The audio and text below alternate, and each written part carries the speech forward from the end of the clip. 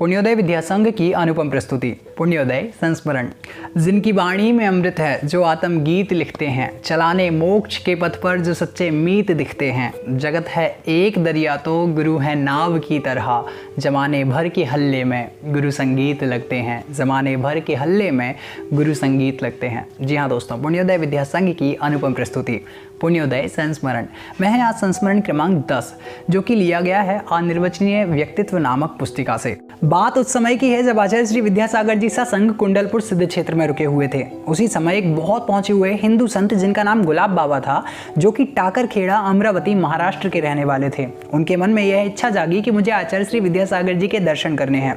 उन्होंने सुन रखा था कि आचार्य श्री विद्यासागर जी की त्याग साधना इस पूरे लोक में पूजनीय और वंदनीय है। बुंदेलखंड का बच्चा बच्चा आचार्य श्री विद्यासागर जी को आचार्य श्री के नाम से जानता है।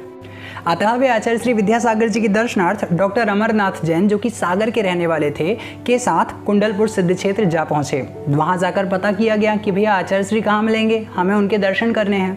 तो लोगों ने बताया कि भैया आचार्य श्री तो छोटे बाबा हैं और छोटे बाबा हमेशा बड़े बाबा के पास आत्म साधना में लीन रहते हैं। वे आचार्य जी के दर्शन करने ऊपर आदिनाथ भगवान की टोंक पर जा पहुंचे। वहां जाकर उन्होंने देखा कि आचार्य श्री विद्यासागर जी एक सामान्य से शिलाखंड पर बैठे हुए हैं और अपनी आत्म साधना में लीन हैं और बार बार सिर्फ एक ही मंत्र का उच्चारण कर रहे हैं, सर्वम निराकृत्य विकल्प जालम। वे आचार्य श्री की इस स्थिति को, इस अवस्था को देखकर नम्रीभूत हो गए, आचार्य श्री के चरणों में झुक गए और कहने लगे, मैंने अभी तक सुना था कि ईश्वर होता है, मैंने अभी तक ईश्वर का एक प्रतिमा के रूप में दर्शन किया था, परंतु आज पहली बार जीवन में साक्षात ईश्वर के दर्शन कर रहा हूँ। मैं जब आचार्य श्री के दर्शन करने आ रहा था तो बार बार सोच रहा था कि आचार्य श्री के बहुत सारे सेवक सेविकाएं होंगे, उनको छत्र लगाया जाता होगा, उनको चमर ढोरे जाते होंगे और ना जाने क्या क्या तामझाम होते होंगे। पर यहाँ आकर मुझे ज्ञात हुआ कि आचार्य श्री विद्यासागर जी तो समस्त प्रकार के परिग्रहों को छोड़कर अपनी आत्म साधना में लीन हैं। आज मुझे ज्ञात हुआ कि वास्तव में दिगंबर संत, दिगंबर साधु अपनी निष्प्रहता और वीतरागता के लिए ही संपूर्ण लोक में पूजनीय और वंदनीय हैं।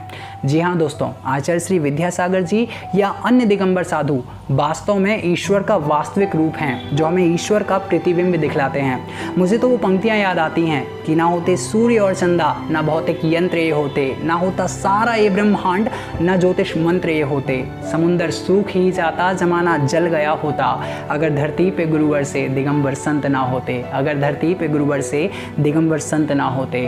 पूजनीय है आचार्य श्री का हर एक अंश, पूजनीय है आचार्य श्री की चर्या का हर एक एक कण।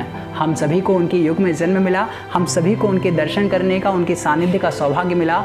यह हमारा बहुत अधिक पुण्य का संचयन है। फिर मिलेंगे किसी नए संस्मरण के साथ, तब तक अपना ध्यान रखिए। हमारे YouTube चैनल से, Facebook पेज से और Instagram पेज से जुड़े रहिए। तब तक लिए सादर जय जिनेंद्र।